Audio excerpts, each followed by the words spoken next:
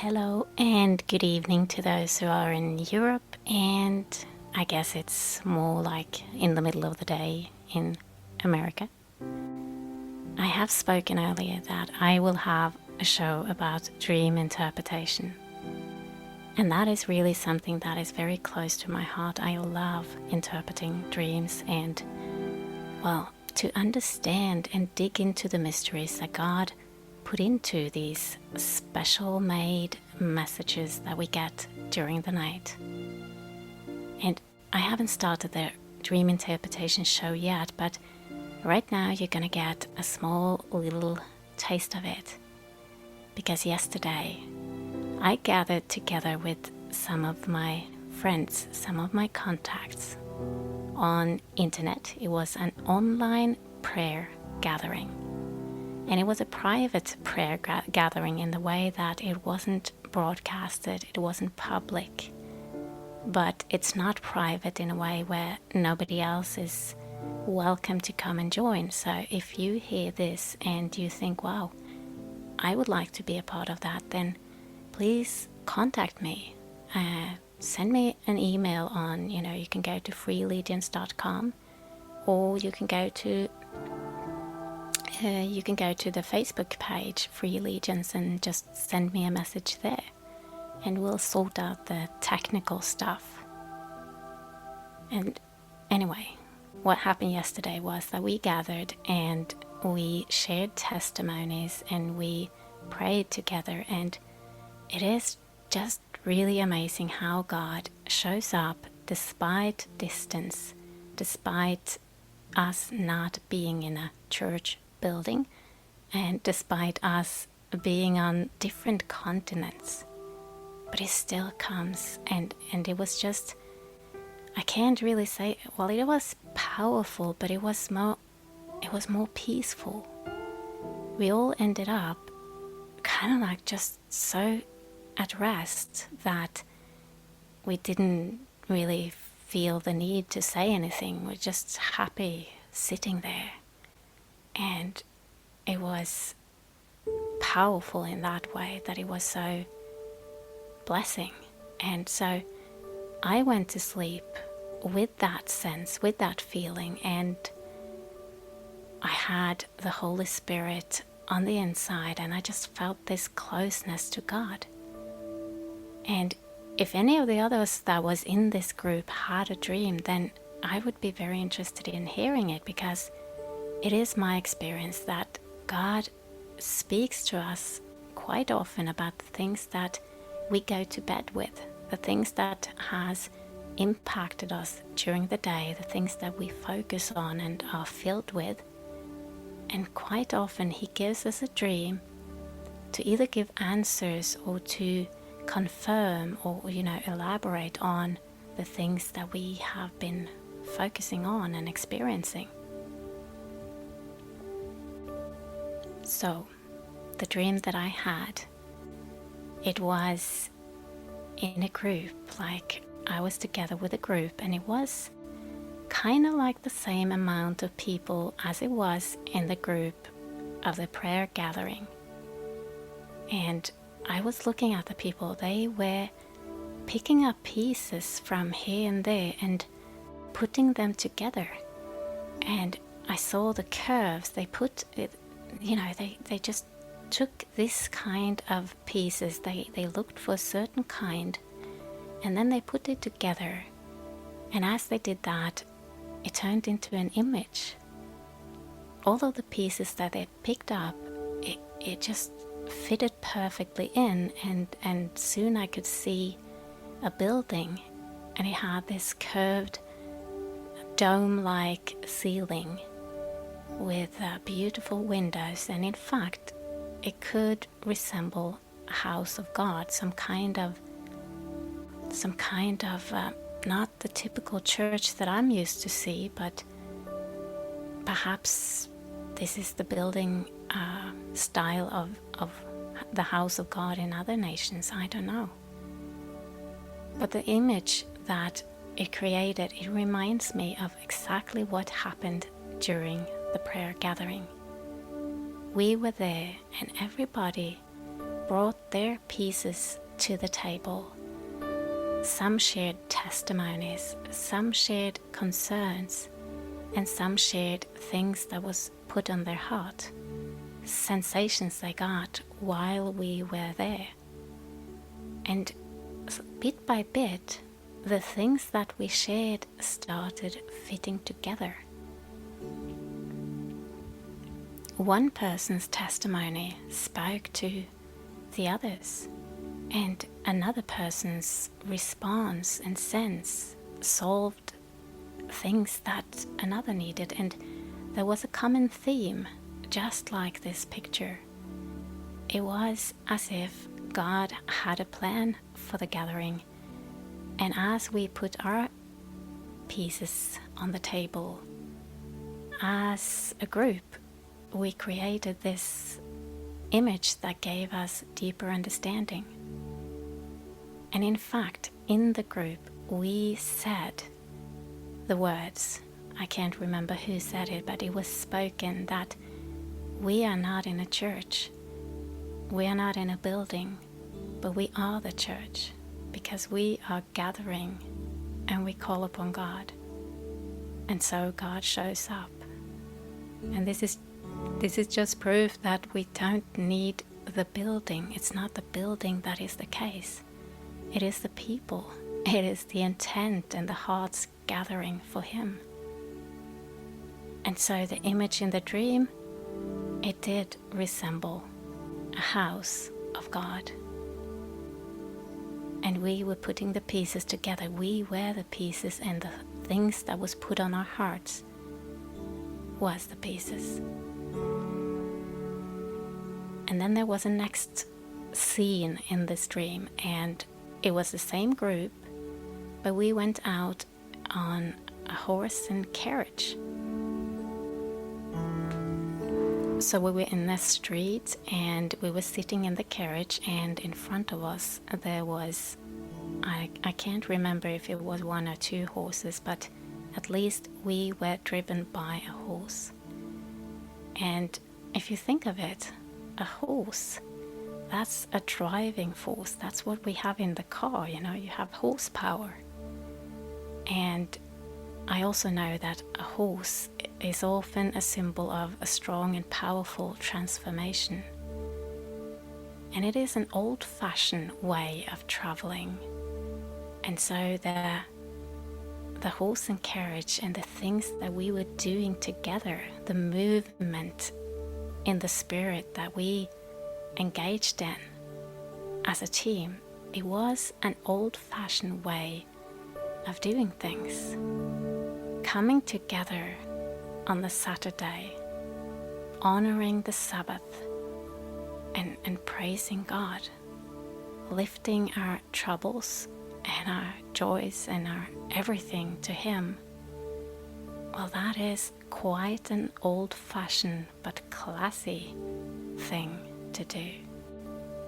And that was exactly what the horse and carriage signified. It was old-fashioned but classy, and it was powerful. And there was one more element that was very interesting, and that was in the group there was a guy, a strange looking guy.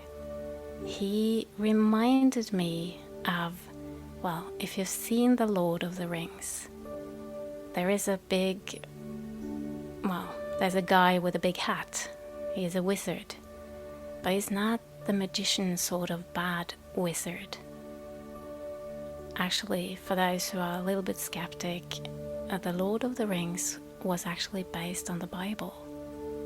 And to me, that is what it symbolizes. It's like, I love it. It's the battle between good and bad. And so there were no other bad sensations in this dream at all. I mean, there were no other signs showing that this could in any way be about, witchcraft and that kind of stuff. Not at all. But he looked like, the wizard in The Lord of the Rings. He had this long dress-like clothes on and a big hat, and he was just the kind of type you knew that he was mastering time and space and the elements, and out from him there came blue and violet light. It was obvious that he was moving in the supernatural, and he was with us. He was with us in the group when we gathered the pieces and put them together, and he was with us later on as well. And I understood that this was a symbol of God. He was with us. He is the master that walks in the supernatural better than anyone else. And he masters time and space and the elements, and has, the source of light and magic in the realm that we call miracles. And so he was with us in it. And we knew that in the gathering, in the prayer gathering, we could sense that. But still, it is so beautiful to get dreams that confirm it and put pictures to it. And there's one more piece that I forgot to tell you about, the group that was putting together these images. They didn't just put together images. They actually made an animated movie, an animation movie. And if you think of it, to animate, it means to bring life.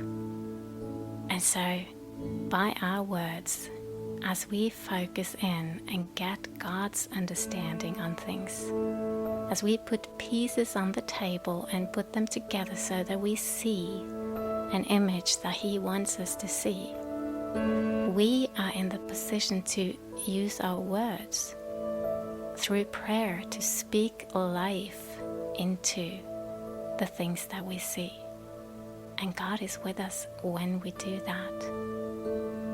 And in fact, in the prayer session, there was a big focus on bringing life and healing and seeds and just bringing life.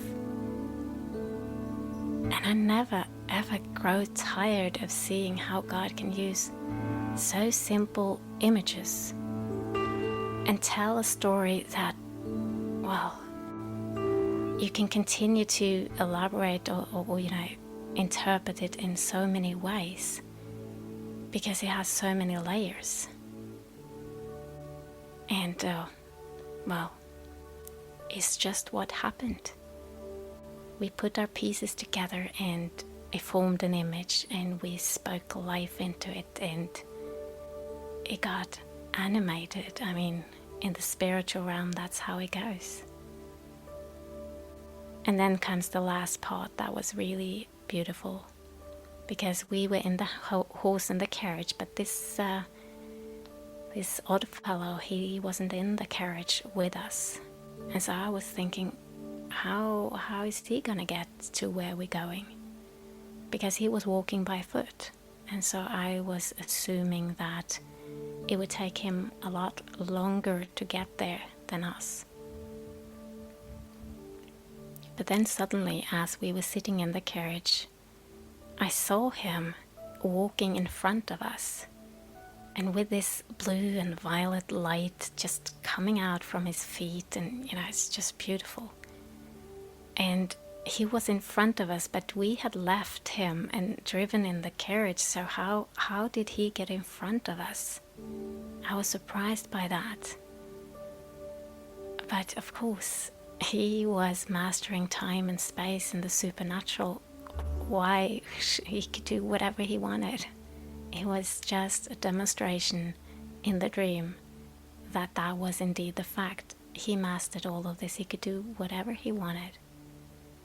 And the beautiful part was that he was walking in front of us, as if leading the way, showing the way, and preparing the way. And that was the dream. And as I woke up, I was in the same kind of bliss as I'd been when I went to bed. And I just woke up in his presence, basically, and that was the case because the entire dream was about his presence being with us. And so with that, I just want to thank the ones that joined in for prayer, and I want to encourage them, and I want to encourage everyone else that would like to come and join, and just say that if you've had prayer experiences that, well, it didn't give you that much and you didn't feel much, it felt more like a duty, then there are other ways where you get to experience his presence, and you get to get these kind of experiences and confirmations that he's real. We're not just doing this for duty. We're not doing it because somebody told us we better do it, and if not, we're bad in some way. But we do it because we charge our batteries, and we get peace where we are stressed or scared, or we get strong where we are weak, and where we don't see the next step, we get new hints and new revelations of what to do and where to go. So it is a very dynamic process, and well, I just want to encourage you, wherever you want to pray, do it, and do it from the heart. Do it the way that you really want to do it, not the way that people told you should do it, but just seek God and love him. Just spend time with him. And if you want to spend time with us, then just take a contact, and you're welcome to come. Anyway, that was what I wanted to share now, and it was a beautiful experience, and I hope and believe there will be a lot more good experiences like that.